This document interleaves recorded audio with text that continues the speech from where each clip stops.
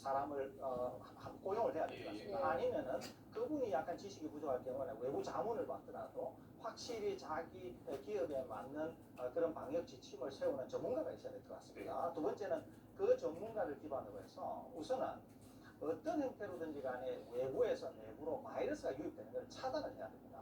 그렇기 때문에 현실적으로 굉장히 어려운 점은 있는 것이죠. 그렇기 때문에 현실적으로 어려울 때는 어떻게 해야 되냐면 교육이 제일 중요하거든요. 조금만 아플 경우에는 레포트를 해서 뭐 검사를 받게 한다든지 쉬게 한다든지 그런 어떤 협조와 그런 교육이 필요한 것이거든요. 그래서 이런 모든 지침들에 대해서 그런 방역 담당자, 전문 지식을 가지고 있는 방역 담당자를 기준으로 해서 각 기업장, 사업장에 맞는 그런 아주 디테일한 그런 방역 수칙을 정해야 되지 않을까 이렇게 생각합니다. 예. 지금 뭐 부천 물류센터 이 확진 같은 경우에는 돌잔치에서 시작됐다라고 추정을 하고 있는데 방역 당국이 다른 감염 경로도 조사 중이다 이렇게 발표를 했거든요. 어떤 의미로 해석을 했습니까? 당국에서는 이런 아직은 이제 어제는 그 두 가지 가능성에 대한 무게가 비슷했는데 오늘은 이제 이쪽 초반 환자 쪽으로 좀 온 것 같아요. 근데 당국에서 이제 생각하는 건 뭐냐면 돌잔치에서 감염돼서 왔던 사람이 10일 하루 짧게 근무를 했습니다. 그리고 그 후에 근무를 안 했거든요. 이제 그런 문제들, 그리고 확진자들의 증상이 나온 날짜를 보니까 대부분 20에서 23일쯤에 나왔다는 거예요. 이렇게 되면은 12일에 감염이 됐다고 하면은 10일이 넘어서 증상들이 나오기 시작하거든요. 그러니까 일반적인 바이러스의 특성으로 봐서는 너무 늦게 증상들이 나왔다는 것이죠. 그렇기 때문에 이 돌잔치에서 왔던 초반 환자와 별개로 이미 이 물류센터 안에서는 그 시점을 조금 뒤쪽으로 해서 중순쯤 해서 별도의 감염원에 의한 그 감염이 일어나고 있을 수 있다. 이런 가능성을 보고 있는 것이죠. 두 가지 가능성을 놓고 이제 서로 이제 조사를 하고 있는 그런 상황인데 조금은 지금은 이제 그 돌잔치 쪽에서 온 그 감염자 쪽으로 무게가 약간 넘어가는 듯한 현재로서는 그런 분위기입니다. 네, 그렇군요. 역학조사를 이제 여러 역학조사를 해봤더니 그 돌잔치 갔다 왔던 그 직원 발로 지금 확산되고 있는 것으로 지금 보인다라는 말씀이시고요. 이와 관련해서 이 물류센터에서 근무했던 어떤 어머니 계셨는데 그 아들인가요? 그 학생, 신부님 중학교 1학년 학생이 확진 판정을 받았다고 하셨어요? 네, 그 지난 26일에 그 쿠팡 물류센터에서 근무하던 어머니가 확진이 돼서 가족들 다 검사를 했는데 아버지하고 오빠는 음성이 나왔는데 신도림 중 1학년 여학생이 확진을 받았어요. 그래서 근데 이 학생은 1학년이기 때문에 학교를 아직 가지 않았고요. 학원도 가지 않았습니다. 주로 그 감염된 즈음에는 집에만 있었더라고요. 그래서 크게 이제 그 밀접 접촉자가 많지는 않은 것 같은데요. 근데 문제는 이제 신도림 중학교에서 예방 차원으로 등교 수업을 중단을 했고요. 주변에 있는 4개 학교, 신미림 초등학교, 청항초등학교, 하늘숲 초등학교, 오류 남초등학교 이 4학교가 등교 수업을 중단하고 6월을 넘어가서 이렇게 문을 열기로 등교를 하기로 그렇게 결정을 했습니다. 앞서서 설재호 교수님께서 이번 그 물류센터 확진이 등교 계약과 맞물려 있는 점이 좀 주목해야 되는 지점이다라고 말씀을 하셨는데 등교 계약을 유지하기로 하지 않았습니까? 그런데 지금 젊은 층 같은 경우에는 걱정되는 이유가 무증상 감염이 많잖아요. 이건 왜 그런 겁니까? 기본적으로 이제 아주 어린 아이들은 아무래도 바이러스를 접촉할 기회가 적어서 감염이 좀 안 되는 것으로 보고요. 그 다음에 이제 10대나 젊은 층인 경우에는 감염이 된다고 하더라도 비교적 면역이 높거나 기저질환이 없는 사람들이 많기 때문에 증상을 덜 드러내고 또 중증으로 빠지지 않는 것으로 이렇게 현재는 이해되고 있습니다. 그러니까 아무래도 고등학생 정도, 한 중학교 3학년 정도부터 고등학생, 그 다음에 20, 30대에 이르는 분들은 감염이 되어서 우리가 사이토칸 폭풍이라고 하는 걸 보지만 그거는 굉장히 예외적으로 나타나는 거고 오히려 많은 경우에는 무증상인 경우가 훨씬 많거든요. 그렇기 때문에 지금 이렇게 쿠팡발 지역사회 감염이 많을 경우에는 이제 대규모 학생들이 등교 계약을 하게 된 상황에서는 그런 걱정이 자연스럽게 생길 수밖에 없다 이렇게 볼 수 있겠습니다. 자, 그리고 이재국 기자, 앞으로 1, 2주가 수도권 감염 확산의 최대 고비다라고 이야기를 했는데요. 앞으로 6월 14일까지 지금 뭐 학교 내에서 감염이 나온 것은 아니에요, 아직도. 그렇죠. 그렇기 때문에 사실 잘 방역 차단을 이 수도권 방역 차단을 잘 한다면 등교 수업을 계속 할 수 있는 상황인 거죠, 아직도. 저는 이제 유은혜 교육부 장관의 발언이 중요하다고 보는데요. 예. 유은혜 교육부 장관이 원격 수업만으로 대면 수업을 통한 충분한 교육을 제공할 수 없다 이렇게 얘기했습니다. 이게 무슨 뜻이냐면 예. 원격 수업이 온라인 수업이 계속 이루어지면서 학교나 학부모님들의 불만을 여론조사를 해보면 제일 큰 조사가 온라인 수업만으로 충분히 공부할 수 없다. 네. 수업이 부실하다 이런 그 불만들이 많았거든요. 예. 교육당국도 그 부분을 굉장히 상당히 중시하고 있는 것 같고요. 그래서 오늘 조금 전에 발표됐던 대책 3가지 가운데 한 가지는 등교 수업은 유지하겠다는 것 아니겠습니까? 예. 그러면서 다른 그 분야를 상당히 강하게 이제 거리두기를 하겠다는 그런 뜻이니까요. 등교 수업은 계속될 것으로 보이고요. 네. 지금 학교 당국에서는 지금까지는 시스템적으로는 어느 정도 방역의 준비가 되어 있는데 문제는 시간이라고 봅니다. 이게 네. 하루 이틀 사흘 날 지나가게 되면 학생이나 선생님이나 모두 이제 지치게 되거든요. 예. 그리고 느슨해지면 코로나19 바이러스는 반드시 발생하게 돼 있습니다. 그렇기 네. 때문에 느슨하지 않게 방역에 최선을 다하는 것, 최선의 길이라고 봅니다. 네. 알겠습니다. 자, 앞으로 1, 2주가 수도권 감염 확산의 최대 고비고요. 그리고 조기 차단하지 못한다면 등교 수업에 차질을 빚을 수밖에 없습니다. 모든 국민이 다시 한번 개인 방역의 속도를 쥐어야 할 때가 아닌가 싶습니다. 지금까지 서울대구 중앙대 약대 교수 그리고 유재국 해설위원이었습니다. 잘 들었습니다.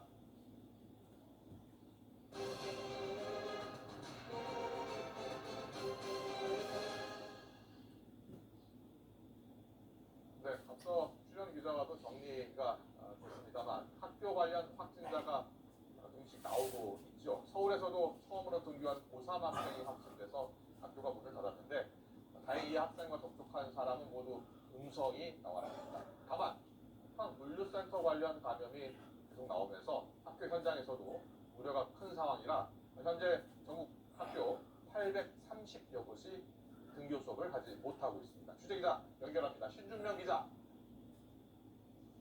네, 서울 상일 미디어 고등학교에 나와 있습니다. 네, 지금 미디어 고등학교는 오늘 등교 수업이 중단된 곳이죠? 네, 그렇습니다. 교직원까지 900여 명이 다니는 이 학교에서 고등학교 3학년 학생이 확진 판정을 받으면서 학교 출입이 통제됐습니다. 서울에서 등교한 학생이 확진 판정을 받은 건 이번이 처음인데 운동장을 함께 사용하는 상일 여자중학교와 여자고등학교도 혹시 모를 집단 감염에 대비해서 등교 수업을 중단하고 온라인 수업으로 전환했습니다. 고3 A부는 지난 20일부터 등교했습니다. 의심 증상이 있어서 다음날 조퇴한 뒤 학교에 나가지 않다가 어제 확진 판정을 받았습니다. 밀접 접촉자는 가족과 교사 등 모두 28명인데 진단검사 결과 모두 음성이 나왔습니다.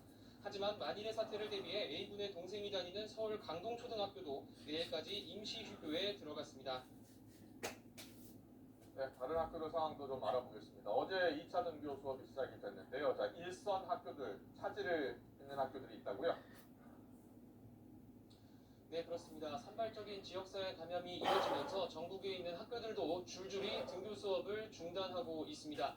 서울 여의도의 한 학원 강사가 확진 판정을 받으면서 인근 학교 6곳도 잠정적으로 등교 수업을 중단했고 해당 학원을 다닌 학생이 파악된 서울 동작구의 성남고등학교도 학생들을 모두 귀가 조치시켰습니다.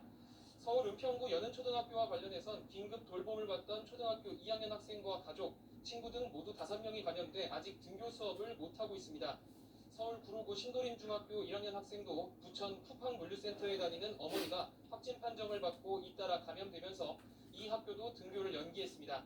서울 관내 학생으로는 부천 물류센터발 집단 감염과 관련한 첫 확진자입니다. 특히 쿠팡물류센터발 확진자가 30명 넘게 발생한 인천 지역은 오늘부터 다음 달 2일까지 부평구와 계양구 관내 학교와 유치원 240여 곳의 등교 수업을 중지했습니다. 인천을 포함해 전국의 등교 수업을 중단한 초중고와 유치원은 830여 곳에 이릅니다.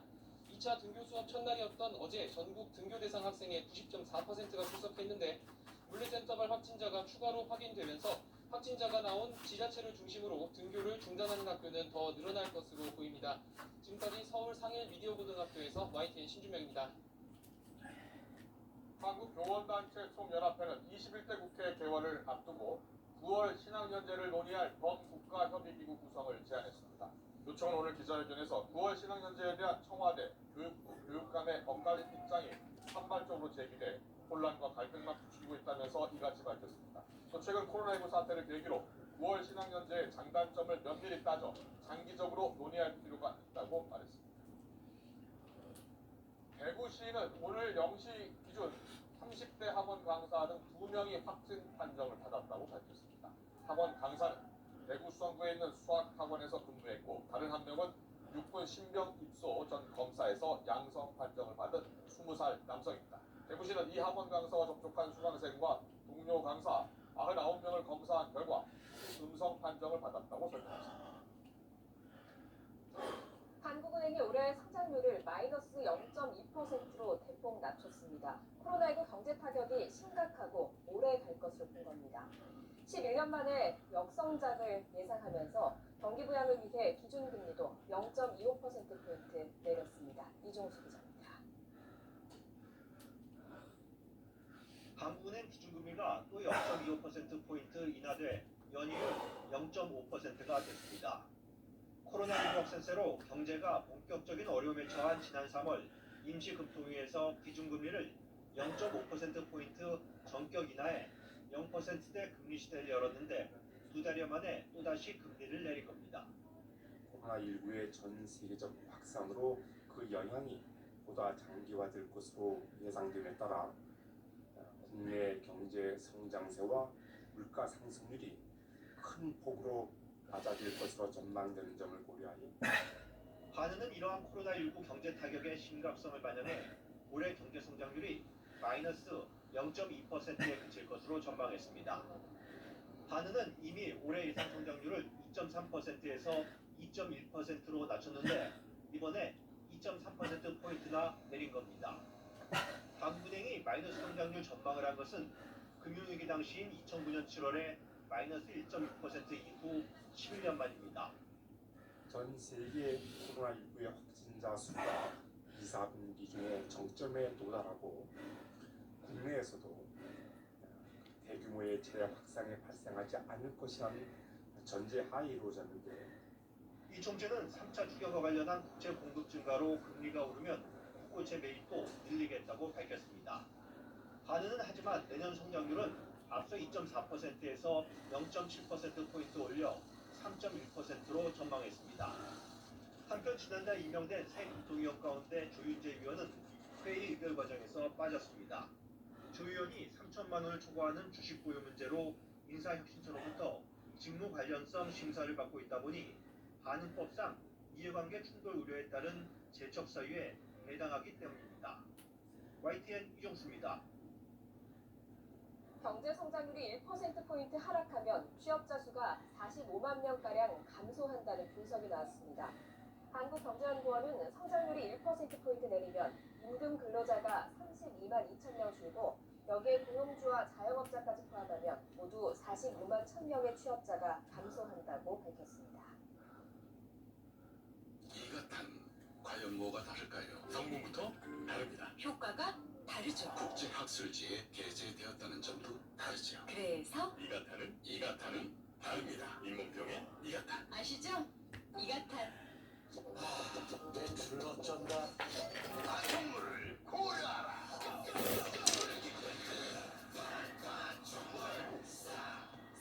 가성물은 고려. 기프트 고려하라.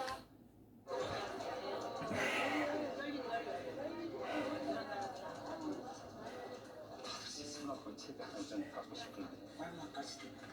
진짜 여태까지 다른 데 다 돌아다녔는데 안 됐어요. 고생만 하고 하나도 안 돼서 너무 속상하고. 기업은행에 다녀왔다는 말이 여기가 빨리 신도해서 새벽 비행기 타고 왔어요. 해결책을 찾았다는 말이 될 수 있도록 위기 때마다 여러분 가까이에 있습니다. IBK 기업은행.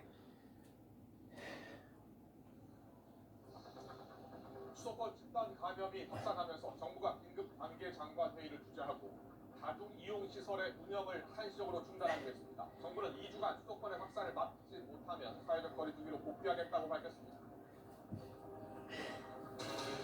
부천에 이어 고양에 있는 쿠팡 물류센터에서도 감염이 확인되는 등 관련 확진자가 수도권 전역에서 속출하고 있습니다. 경기도는 부천 물류센터에 대해 집합 금지 명령을 내렸습니다. 쿠팡 물류센터 발 감염의 확산으로 어제 신규 확진자가 79명을 기록하면서 53일 만에 70명대로 올라섰습니다. 방역당국의 안정적 통제 범위 50명을 크게 넘어서면서 우려가 커지고 있습니다.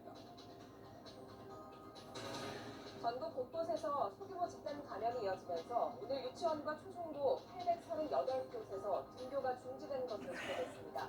특히 서울 강동구에서 고3 학생 1명이 확진 판정을 받았습니다.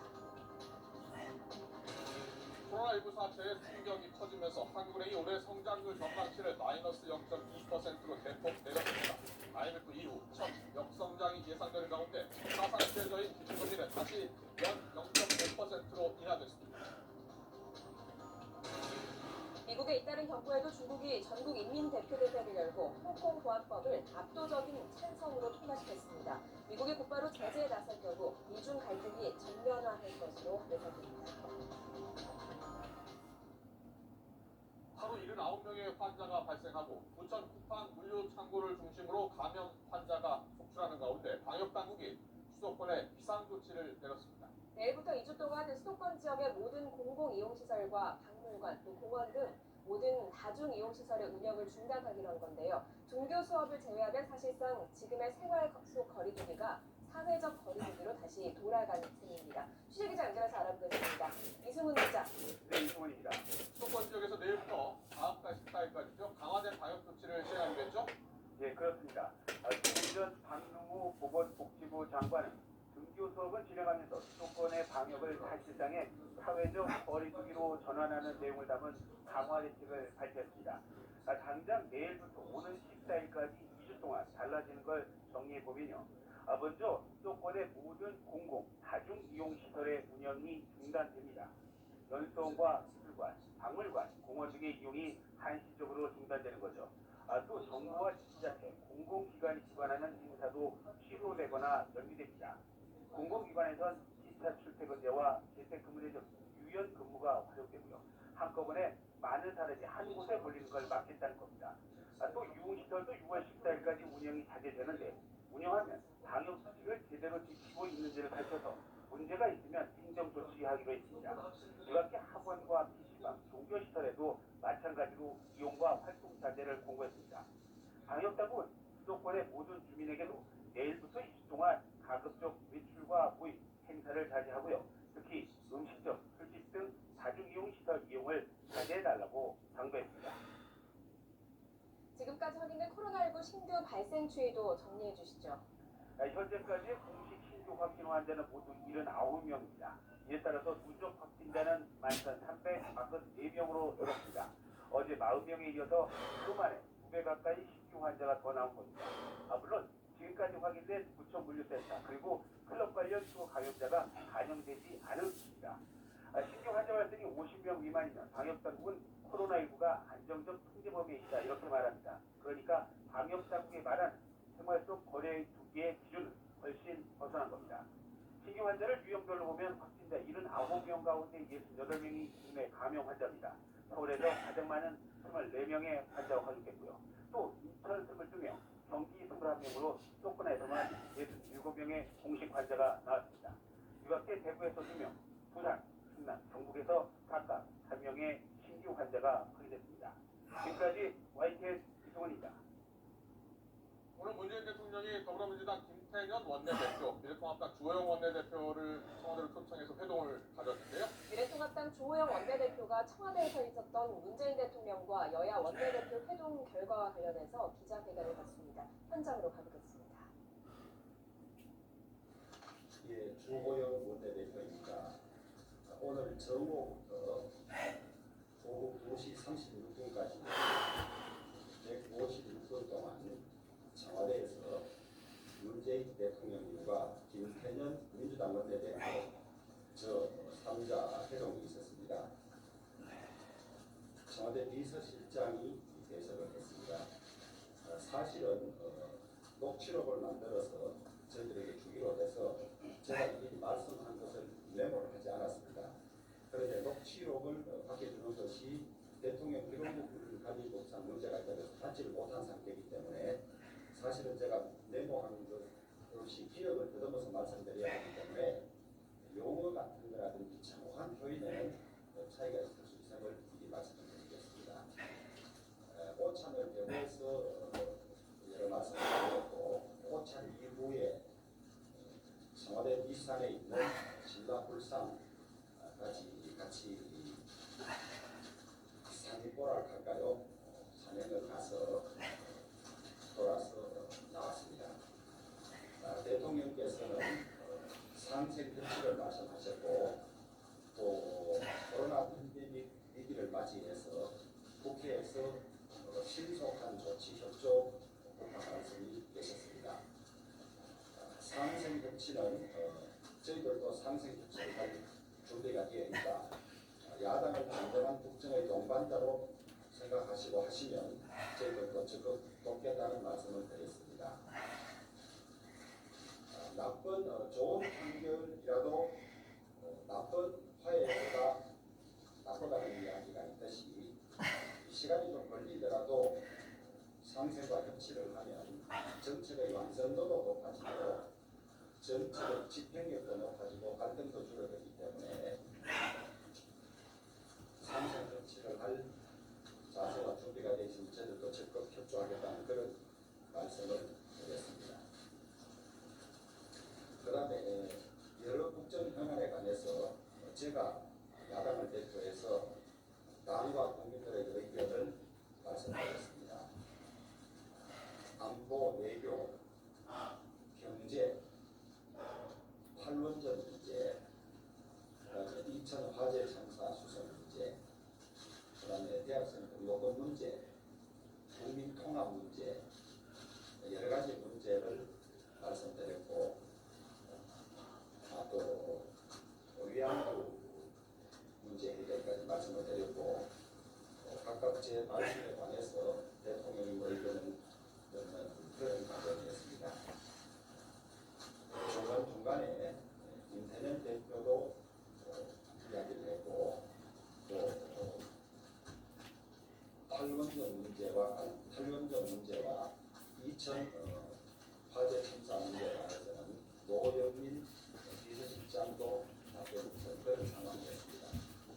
그러니까 초기에는 주로 국회 개원 특상과 관련된 한 30분 가까이 이야기가 주로 저와 김태년 대표 사이에 있었고, 간혹 대통령께서도 의견을 내는 그런 과정이었습니다. 김태년 대표는 일하는 국회를 주로 주장을 했고, 그래서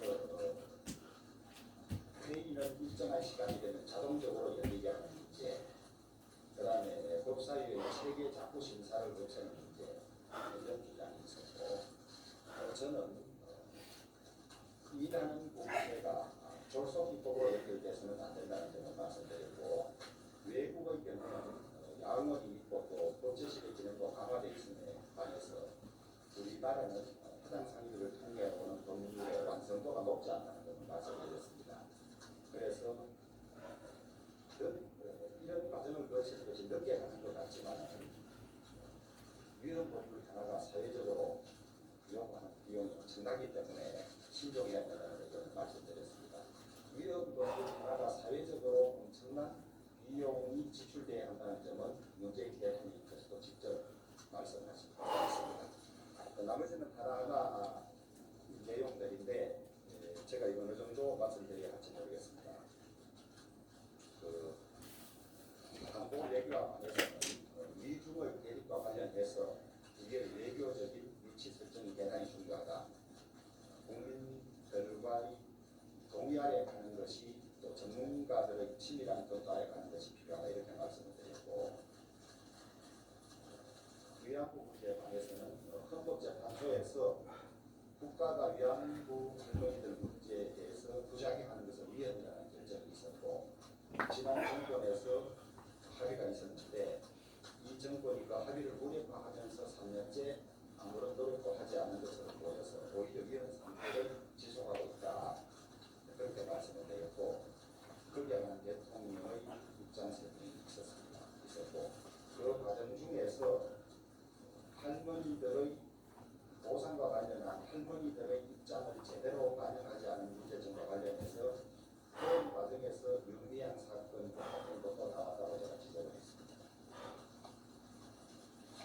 그럼 경제 문제에 관해서는 코로나19 어려울 때 확장 재정이 필요하다는 말씀, 확장 재정 그리고 적시 대응이 필요하다는 말씀이 계셨고, 저는 한 해 들어서 3번이나 추경을 해야 되는 상황을 국민들이 감당할 수 있는 것인지, 그다음에 추경이 필요하다면 어느 항목의 추경이 필요하고 그 효과는 어떤 것이며 재원 대책은 어떤 것인지 국민들이 소상할 필요가 있다. 전체적인 그림을 보여달라고 말씀드렸고, 대통령께서는 야당으로서는 당연히 요구할 수 있는 사항이고 추경을 하게 되면 그런 점들을 국회 자세히 보고하겠다 그런 말씀을 주셨습니다.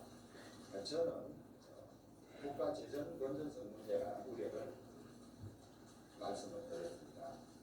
국가 부채가 40% 넘어서면 어렵다는 주장을 대표하실 때 하신 적이 있고, 지금 3차 추경까지 되면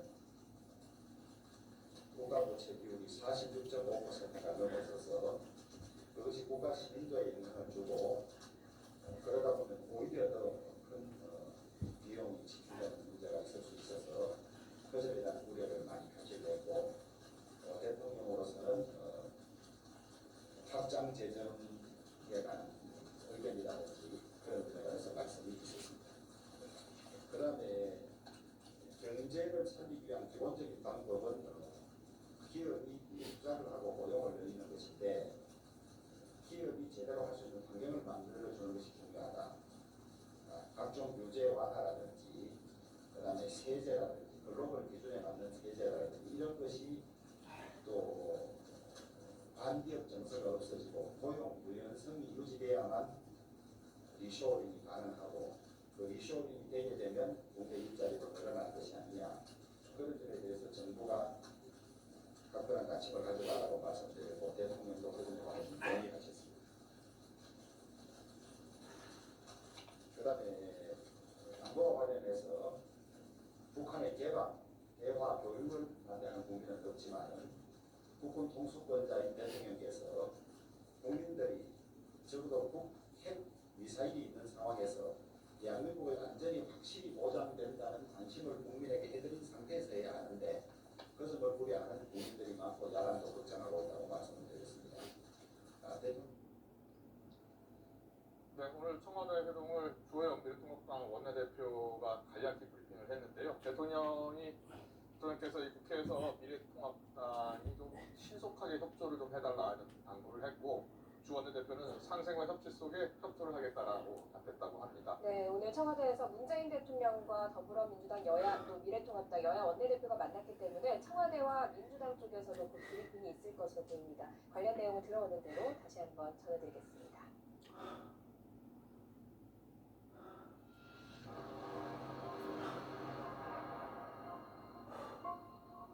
이에 따라 경기도는 감염병 예방 및 관리에 관한 부분별 제49조에 따라서 코로나19 확산 방지를 위해서 포항 부천 신선 물류센터 이익공단에 대해서 오늘부터 2주간 집합 금지를 명합니다. 이번 행정명령은 처분 대상 장소에서 확진자가 다수 발생하고 시설 내 환경 검체에서 바이러스가 검출되기도 하는 등 감염 우려가 있다고 판단되기 때문입니다. 확진자가